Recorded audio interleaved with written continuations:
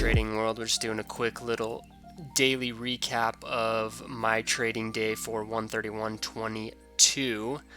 I took 3 trades today. All 3 of them were on the exact same ticker. All 3 of them were scalps on IINN. You can see in the pre-market it went super parabolic. It had about 2.7 million, if I believe right, million volume in these couple candles here that just blasted us off to this yellow line, or this blue line here, which is a previous resistance from a few days back.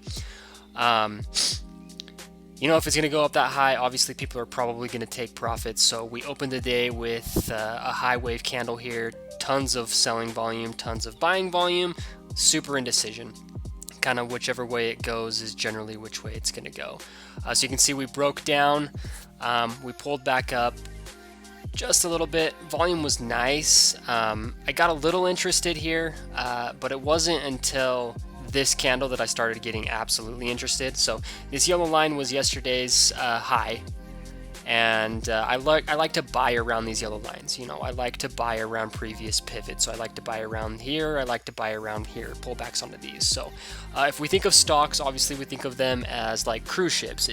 You know, they don't just stop and turn around on a dime, right? It kind of slowly has to turn its ass around and go back up.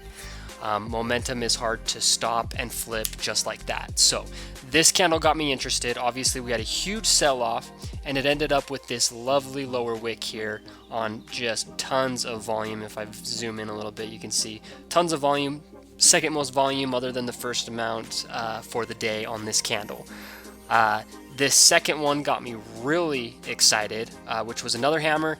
Decent volume, less volume, but again, we didn't break through, and volume came through. And then you can see that volume kind of dissipates through here. Volume is the one thing that obviously can't be manipulated. So it's the thing that we always need to be looking out. It's the thing that I always look out for. So we held above our line here at 270, which was our previous high of day. Tried to push down, and this is where I got very excited. So this hammer right here, which generally is probably a test up, and then this one right here where we had very low volume as we pushed through. So I bought here, it was about 280, and I was risking off the bottom of this big candle here at 264. So my 2R target was 310. I wanted to see it run back up to this 333 area, this pivot. But obviously we were below VWAP, which is a little scary. So when we popped to VWAP, you can see we started gaining momentum here. Cause and effect, right? So if we have this much volume, and this is a ton of volume, we should get significant price action that goes along with it, right? And that's what we did. So we got tons of volume and we got good price action.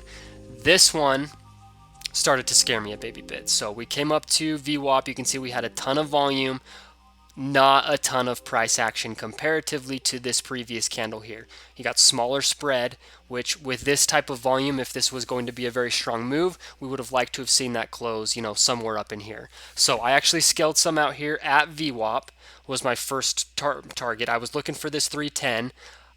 Probably should have scaled some out at the 310, but got a little greedy, played a little stupid there, and ended up having to take some at VWAP. We did hold VWAP, and I did get a chance to get out in this one.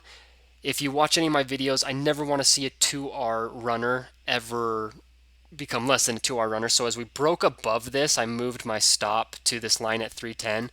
You can see I took some out here. We had tweezer tops here, so I figured probably going to be some sort of barrier for us. On the level 2, the ticker sped up, and then we got pushed back down.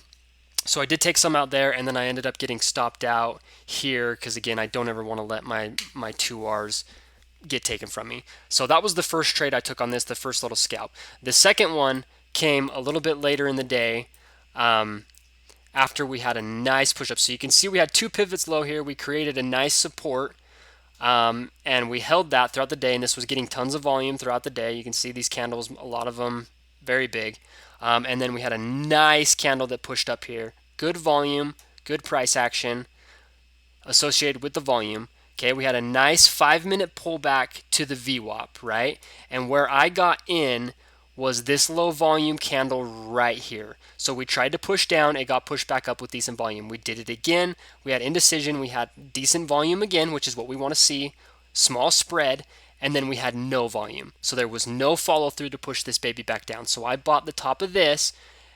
My 2R target, I risked 304, so my 2Rs was 322, which was my safe scalp target, and that's where I wanted to be. You can see we pushed up to our blue pivot line up here. So I took most of my profits out there, figuring that this is probably going to be an area where we're going to get a lot of pushback. Took some out as we passed across the 322 and then got stopped out at my 2R here, which again, like I said, I never want to let a 2R trade go away from me. So I moved my stop from here to my 2Rs and it took me out. And then the last trade I took on this was as we pushed down after this shooting star. Now this is obviously one of those let's get out moments. You have a ton of volume. Price action did not follow through. It got pushed back down. So you see weakness. Okay, we pushed down. We pushed down again. Volume starts to disappear. Okay, we can't follow through. Then this hammer candle right here got me extremely excited again. So we pulled back to this previous support of these two pivots we had here at what was it, 286, give or take 288. It got pushed back up with a good volume.